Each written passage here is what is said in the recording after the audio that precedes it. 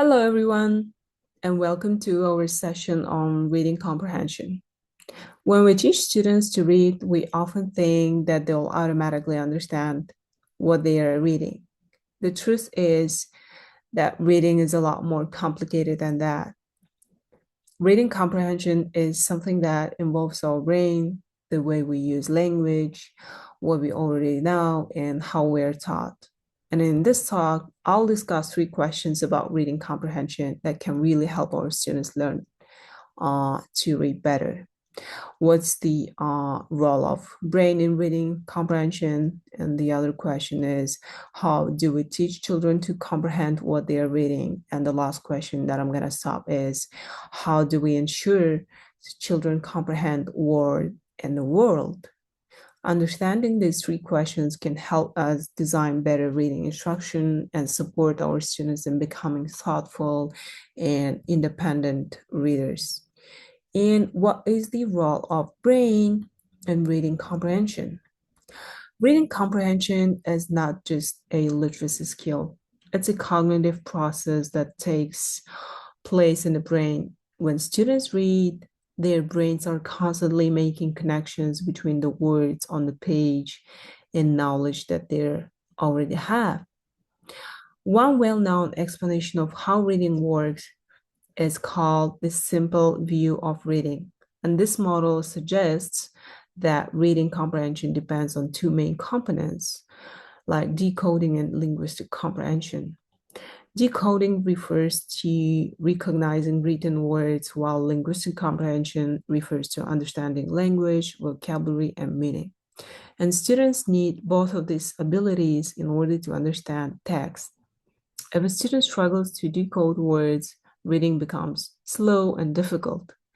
But even if decoding is strong, comprehension may still be weak if students do not understand the vocabulary or the ideas in the text. Another important factor is working memory, which allows readers to hold information in their minds while processing new information. For example, when reading a paragraph, students must remember earlier sentences in order to understand how the idea is connecting. Background knowledge also plays a crucial role in comprehension. Um, Hirsch in 2003 argues that understanding text depends heavily on what readers already know about the topic. For example, imagine two students reading an article about ecosystems. A student who already knows about the food chains and habitats will likely understand the text more easily than a student encountering these concepts for the first time. And to better visualize how the brain processes reading, let's look at the short video that explains how different brain areas work together when we read. Learning to read creates neural pathways between the different brain areas important for learning to read. In the beginning of learning to read, we need to focus on mapping the sounds of language onto the letters. It is primarily done by the triangle between the fusiform gyrus, the superior temporal gyrus, and the perisylvian regions. Key areas for learning to read somehow need to communicate with each other. This is done by long axons, also called white matter tracts. You then connect these different areas to the CEO of the reading network, or the inferior frontal gyrus.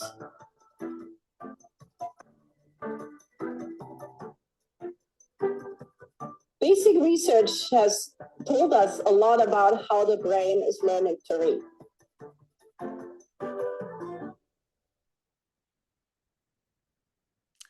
All right, so this video basically shows that reading activates several parts of the brain responsible for language, memory, and visual processing. So it illustrates how reading is not a natural skill, but one that the brain must develop through learning and practice. So how do we teach students to comprehend text? Since comprehension is such a complex process, teaching it requires more than simply asking students to read and answer questions. Effective instruction helps students actively engage with text and think about what they are reading. One approach that many educators use is teaching reading comprehension strategies. These strategies help students monitor their understanding and organize their thinking while reading. According to Keenan Zimmerman, skilled readers often use strategies such as activating prior knowledge, asking questions, summarizing, visualizing, identifying text structures, monitoring comprehension.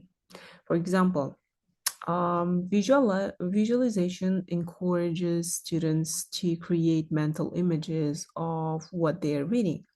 When students imagine characters, settings, or events, they are more likely to remember and understand the text. However, research also suggests that strategies alone are not enough.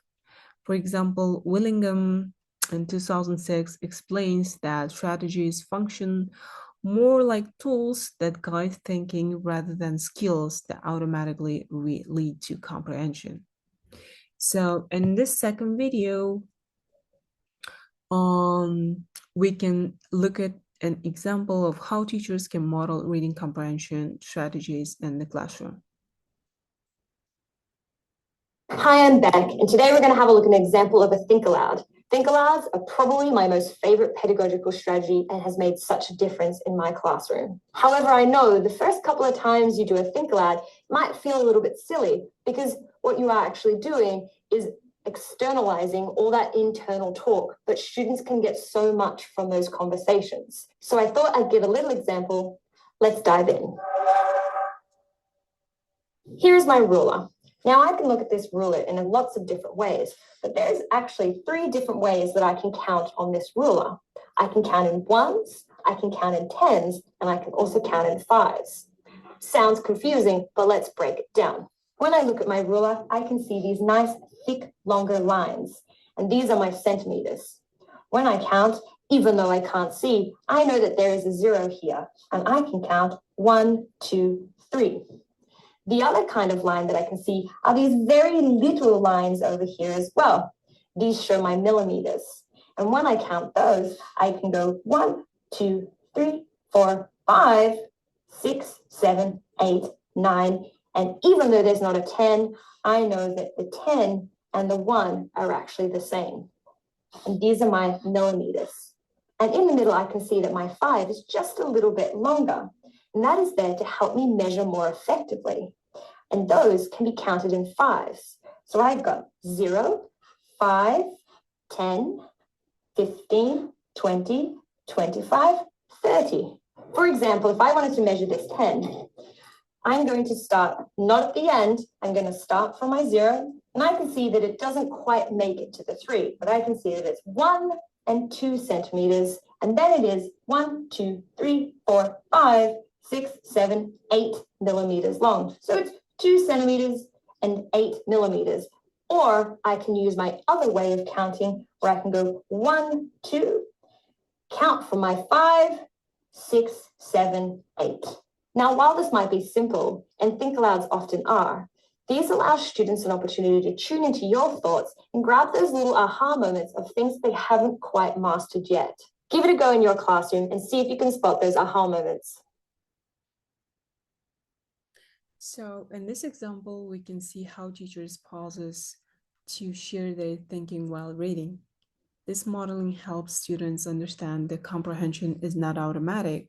It involves active thinking. Strategies like questioning, predicting, and connecting ideas help students monitor their understanding of the text. So, in the next, how do we ensure children comprehend both word and world? The final question asks how we can help students to connect these kind of ideas. And reading comprehension is deeply connected to knowledge. Students interpret texts based on their experiences, cultural understanding, and prior knowledge.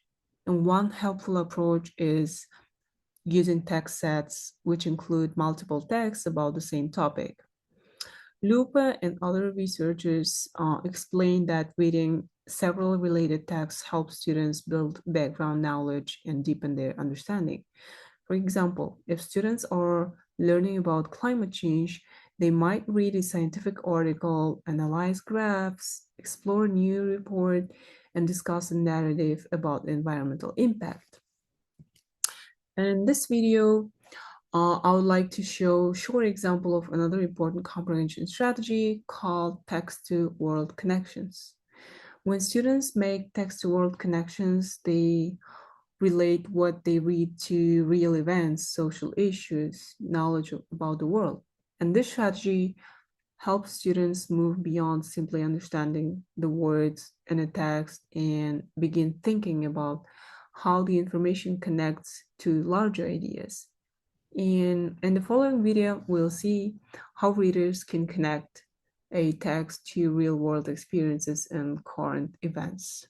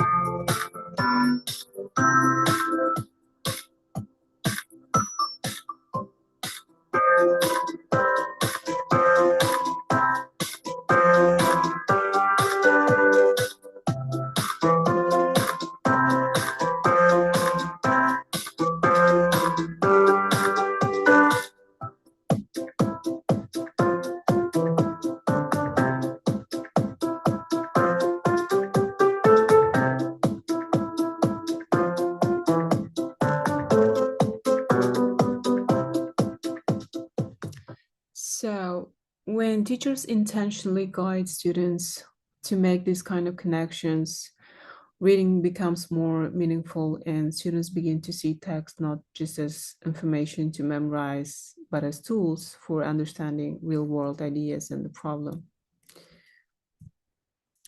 Since I'm teaching natural science and the physical science for seventh and eighth graders, I wanted to give an example from my science classes. So imagine students are about to read a text about ecosystems, and if students begin reading without any preparation, some of the concepts like food chains, energy flow, or ecological balance may be difficult to understand. So, however, comprehension improves when teachers activate students' prior knowledge before reading. For example, the teacher might begin by asking students to discuss what they already know about the food chains or how animals depend on each other in nature. So this short discussion helps students connect new information with ideas they already understand. Next, students can examine diagrams or graphs that will allow to show relationship between organisms and an ecosystem. Visual supports like this help students organize information and better understand how the ecosystem works. Finally, teachers can connect the text to real environmental examples such as changes in local wildlife populations or the impact of population or the different kind of natural changes, pollution on ecosystems. So these real world connections help students see why the information matters beyond the classroom. When students combine background knowledge, visual support, and reading strategies, they are more likely to understand complex texts. In other words, when knowledge and reading strategies work together, students develop a deeper and more meaningful understanding of the topic.